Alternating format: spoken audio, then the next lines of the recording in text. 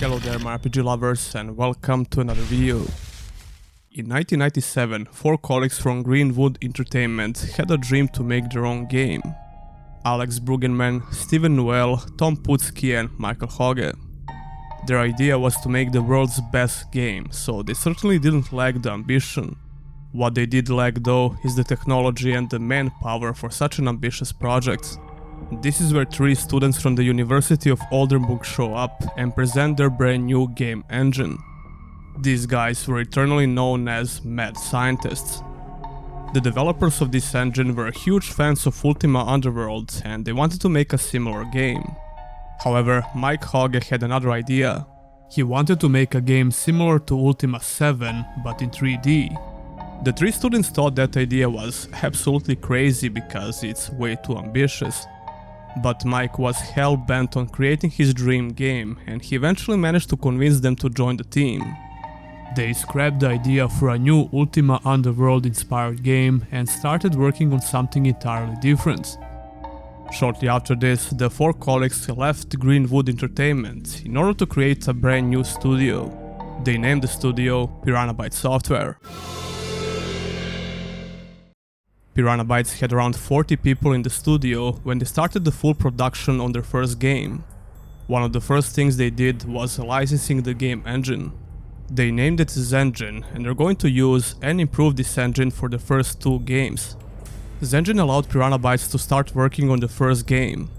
In 1998, Bert Speckles, one of the mad scientists behind the creation of Zengen, suggested to change the name of the upcoming game to Gothic. It sounded appropriate for the dark atmosphere that the game was trying to create, and it was easily pronounceable in general. Gothic was in development from 1997 to 2001, and the whole development process was somewhat troubling. The direction of the game changed more than a couple of times, and some major features were scrapped. Cutting content is not unusual in game development, but Piranha Bytes had some big features that never made it to the final release, like the multiplayer mode. The multiplayer mode was supposed to work with up to 4 other players, and you could beat the entire game like this. Even though the netcode was working fine in the early stages of development, this game mode was scrapped only 9 months before the game released. The team then decided to fully focus on delivering a single-player, story-driven RPG. A ton of work has been put into the engine itself, which is quite apparent from the various segments of the release version of the game.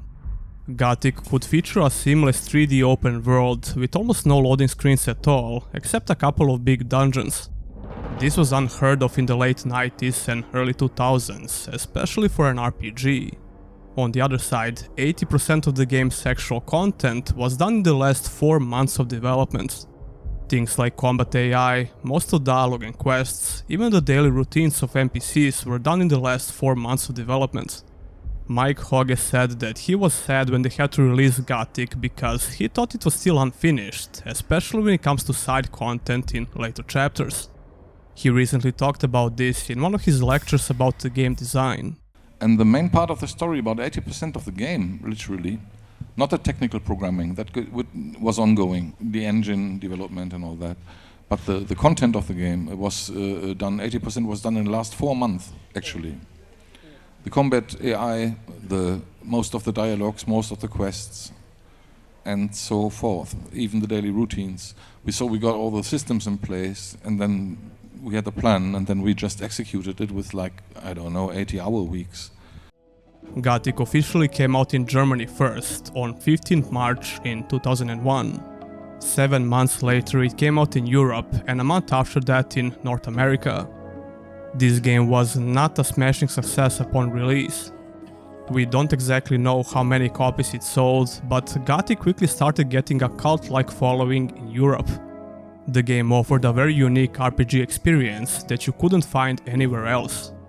A small but very dense open world with almost no loading screens, a lot of player freedom and choice, realistic NPC behavior, down-to-earth fantasy setting, amazing sense of progression and so on. All of that combined with an amazing soundtrack made the game extremely immersive. The user interface had a minimalistic design for the same reason. Almost nothing got in the way of experiencing this realistic and grimy fantasy world. Gothic was designed to be played with a keyboard only, which was a weird decision even back in 2001. However, when you get used to this awkward control scheme, it started feeling very intuitive actually. Despite some of the bugs and awkward controls, Gothic managed to score some favorable reviews all around. After they successfully released their first game, Piranha Bytes will split into two teams. One team started working on a new sci-fi shooter that had nothing to do with Gothic. The main team worked on the add-on for Gothic that was named Gothic Sequel. Gothic Sequel was supposed to continue the story of Gothic 1, but they only managed to complete one chapter of the game before they scrapped this project in favor of the actual sequel. I made a whole video about unreleased Gothic Sequel, so feel free to check that out if you're interested. Piranha Bytes wanted to make Gothic 2 bigger and better, so they scrapped the Gothic Sequel expansion. Gothic 2 was in development for only 11 months. This was only possible because they decided to continue working with the same game engine. However, some notable improvements have been made with this engine. Gothic 2 had better visuals in general. The models had a higher poly count, the textures were more detailed, and the draw distance was higher. Gothic 2 used DirectX 8, which had better lighting and water. The dynamic night and day cycle was back, and it looked even better because of these graphical improvements. The world could be explored with no loading screens at all, except when you want to access the DLC zone. For some reason, Piranha Bytes didn't have high hopes for Gothic 2. They didn't expect the game to do well, but to their surprise, the game managed to sell 100k copies before its international release. 29th November was the official release date in Germany. Europe and North America had to wait a bit longer for Gothic 2. Gothic 2 was met with great reception all around. It was an amazing sequel in general, and it improved a lot of things from the first game. It was bigger, more open-ended, and even less linear than Gothic 1. While most of the team started working on the next game in the series, 5 people were assigned to work on the expansion pack for Gothic 2 called Night of the Raven. Bjorn Pankratz was the leader of the team for Night of the Raven. The development of the expansion didn't take long at all because they already had most of the assets.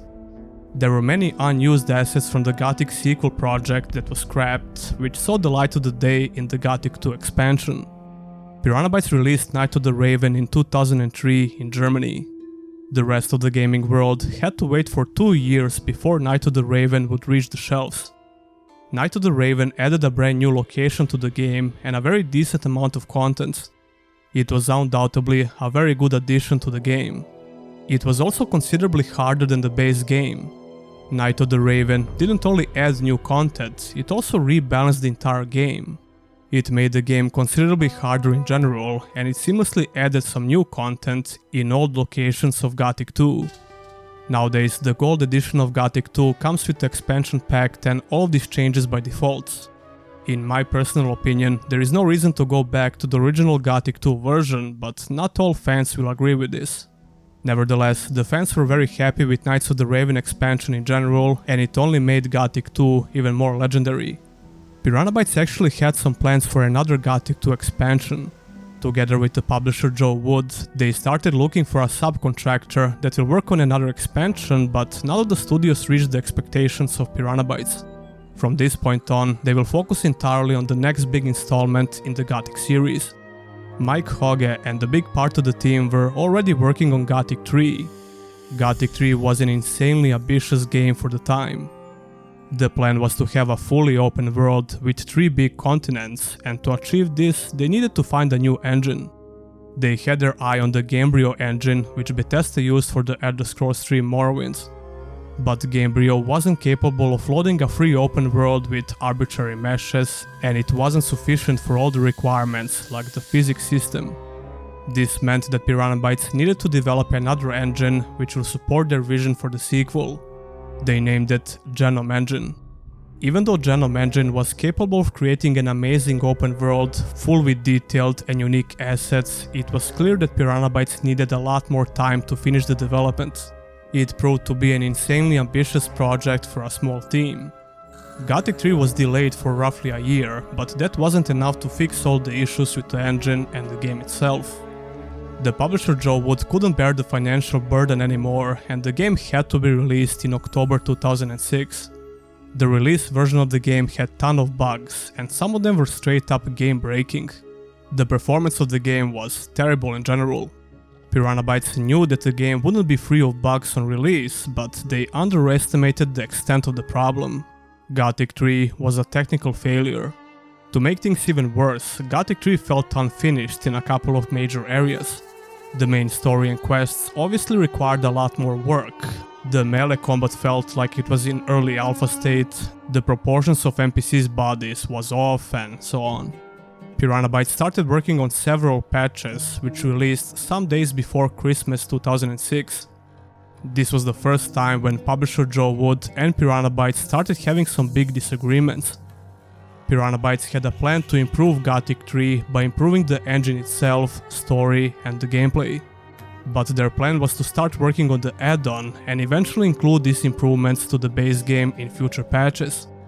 On the other hand, Joe Wood demanded a massive patch from Piranha Bytes instead, which led to the separation of these two companies in 2007. Piranha Bytes found a new publisher in Koch Media's gaming label, Deep Silver. Joe Wood got a temporary right to use the Gothic IP for several years. They got to make a mobile Gothic 3 game called The Beginning, Forsaken Gods, the standalone game that continued the story of Gothic 3, Gothic 4 Arcania, and The Fall of Setarith, the add-on for Arcania. On a completely different front, the fans realized that getting more patches for Gothic 3 was out of the question. The community patches for Gothic 3 started rolling out frequently, and eventually they fixed 99% of the bugs in the game. But that wasn't enough for the game to run without any technical issues, like microstutters. Fast forward to 2021, we got to see a parallel universe patch, which finally fixed these annoying technical issues with the game. Underneath all of those issues, you could still see that this was a Piranha Bytes game at its core, and even more than that. The handcrafted open world was filled with dense vegetation with a lot of unique assets, and Gothic 3 is a very pretty game even by today's standards. The 3 big locations gave the game a much needed visual variety. The number of populated locations on the map was staggering. They were not just copy and pasted, all of them had a unique design. They were filled with various NPCs that have their own daily schedules, and the game world seemed very much alive. It also felt like a proper sandbox RPG where you can interact with all NPCs individually or collectively, which allowed you to create huge unscripted fights and behaviors.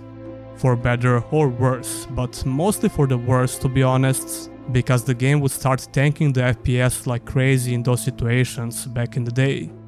Mike Hogg said the Gothic 3 would be just fine if they had at least a couple of more months of development. Considering that 80% of the content from Gothic 1 was done in the last 4 months of development, I can see how this would be possible. It's worth mentioning that Mike doesn't only blame Joe Wood for the poor technical state of Gothic 3 on release. Gothic 3 is fully playable today, but no amount of community patches can fix the unfinished parts of the game. Even so, I personally think this game is very immersive and fun to play even today. Unfortunately, this was the beginning of the end for the Gothic IP, and it would only get worse.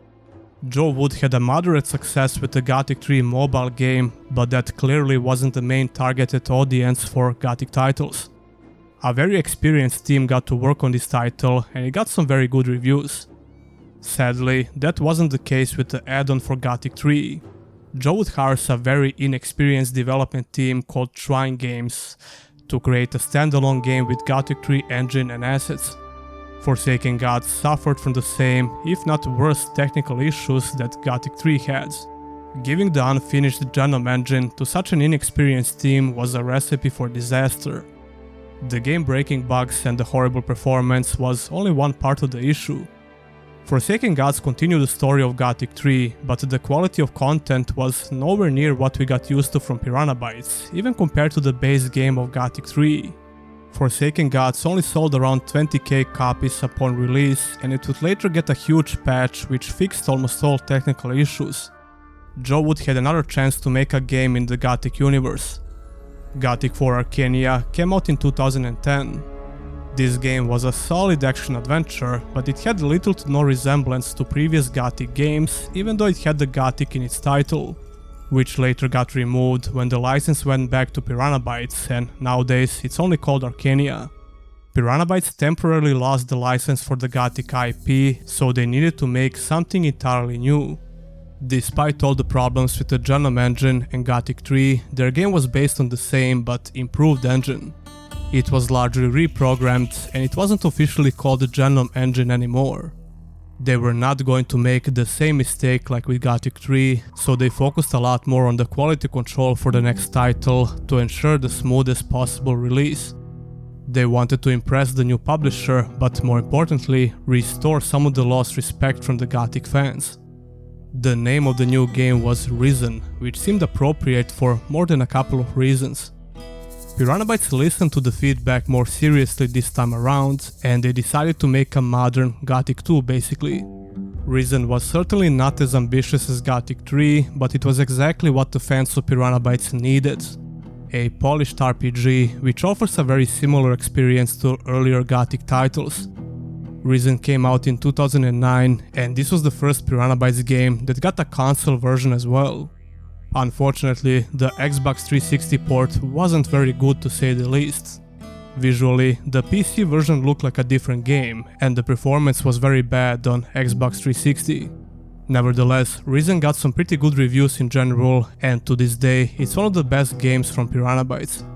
The player gets a very interesting island to explore and a couple of factions to join, which loosely resemble the old factions from Gothic 2. This medieval fantasy setting felt very similar to old Piranha Bytes games. Risen was not exactly on the same level like earlier Gothic games, but it was very close to that. With a brand new IP on their hands and a very decent first game in the series, it was only logical to start working on the sequel. Risen 2 Dark Waters came out in 2012 on PC, Xbox 360 and for the first time ever on PlayStation 3. Somewhere in the middle of Risen 2 development, Mike Hoge left the studio.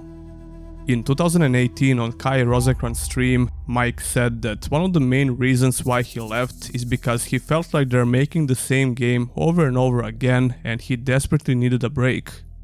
There is no doubt that Mike was a mastermind behind the legendary Gothic series. The lack of his presence in the team has noticeably affected each and every title that Piranha Bytes produced after his departure. Mike was working on a sci-fi game called Space Time back in 2018, but it seems like that project was cancelled after his studio failed to secure the publisher in time. Bjorn Pankratz took over the role of project director in Piranha Bytes Studio. He and his wife Jenny would become the key people in the studio for years to come. Risen 2 turned out to be a very disappointing title in general.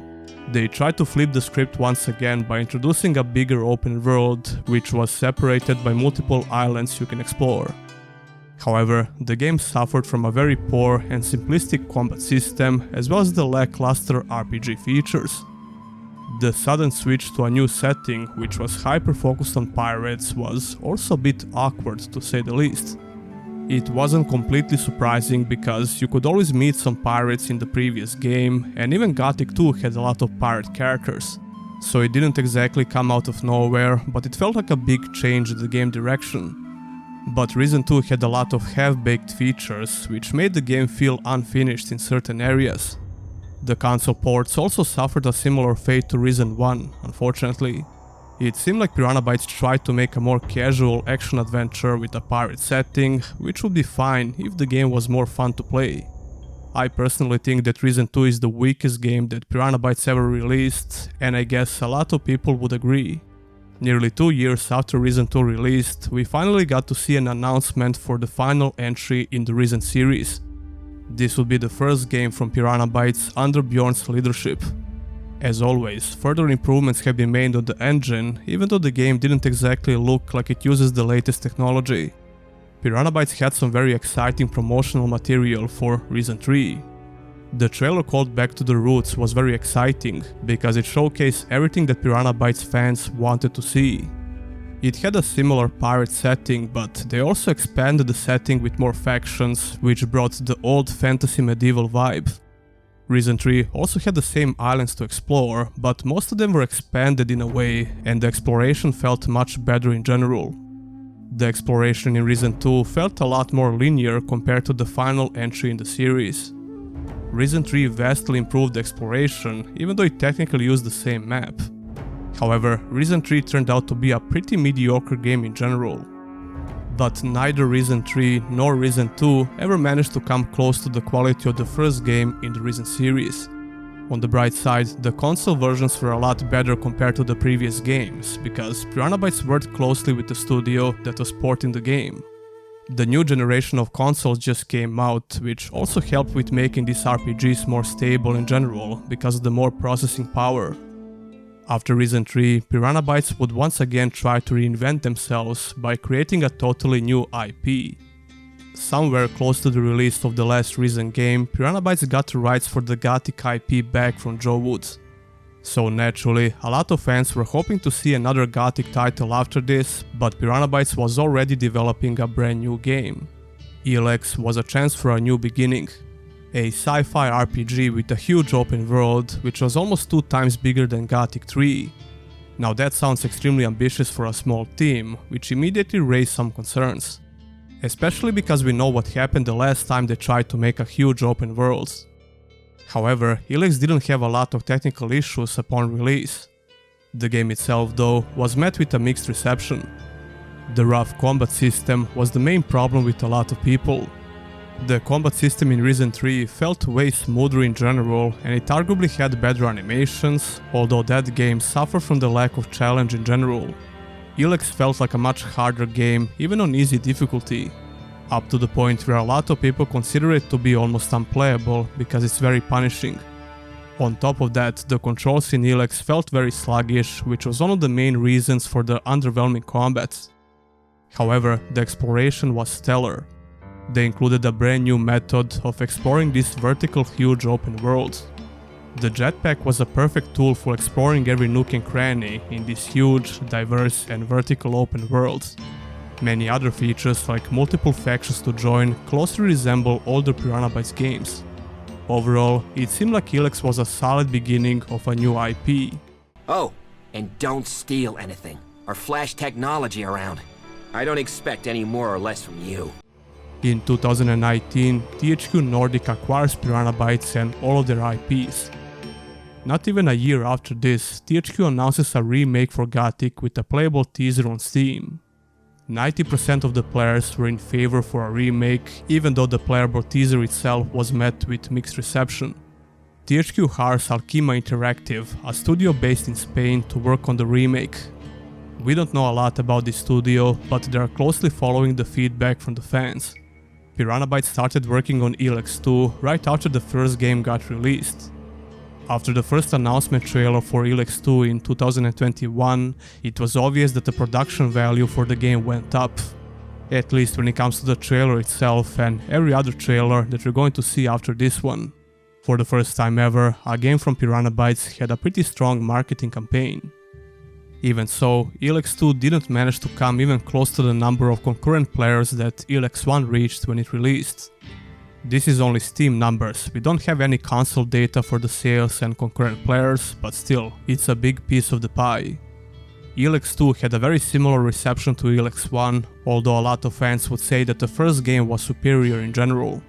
The most obvious change was the artistic style, which made some old locations in the game almost unrecognizable.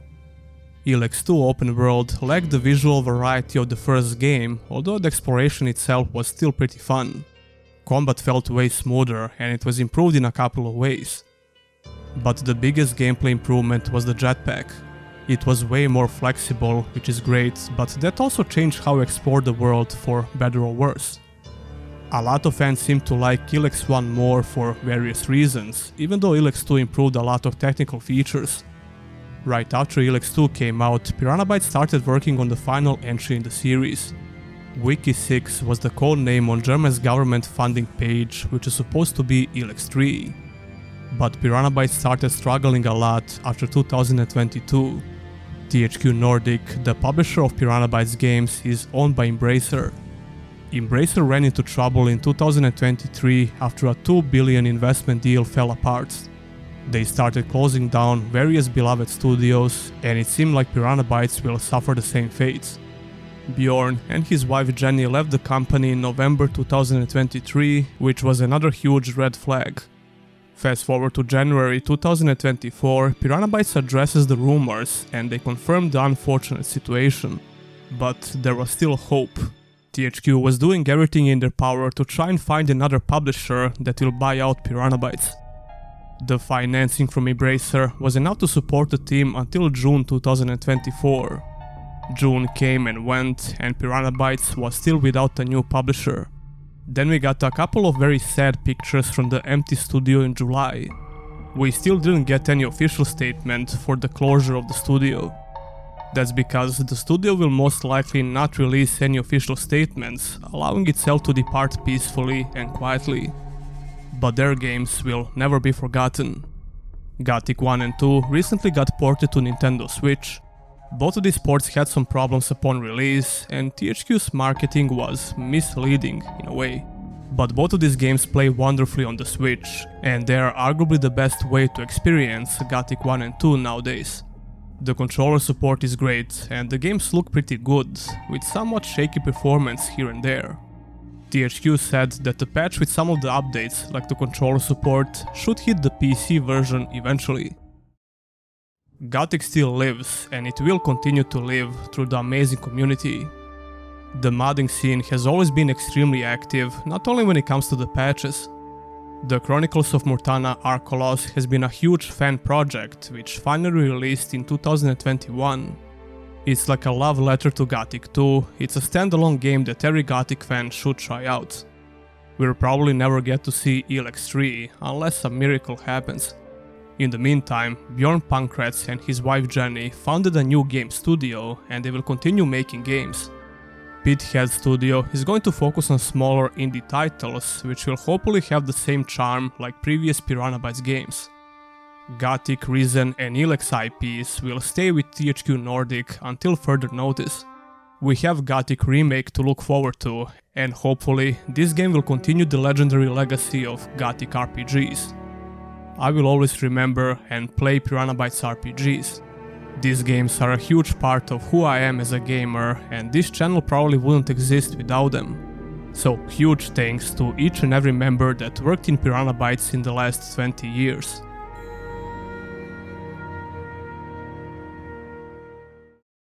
Anyway, tell me what you think about the closure of the studio in the comments below. What is your favorite game from Piranha Bytes? If you guys want to check out these games for the first time, be sure to use my GOG affiliate link and you'll support the channel. Speaking of which, huge thanks to all my channel members and Patreons. If you like these videos, consider becoming a channel supporter and you'll get some special perks. Don't forget to like and subscribe so you don't miss any new uploads, and I'll see you in the next one.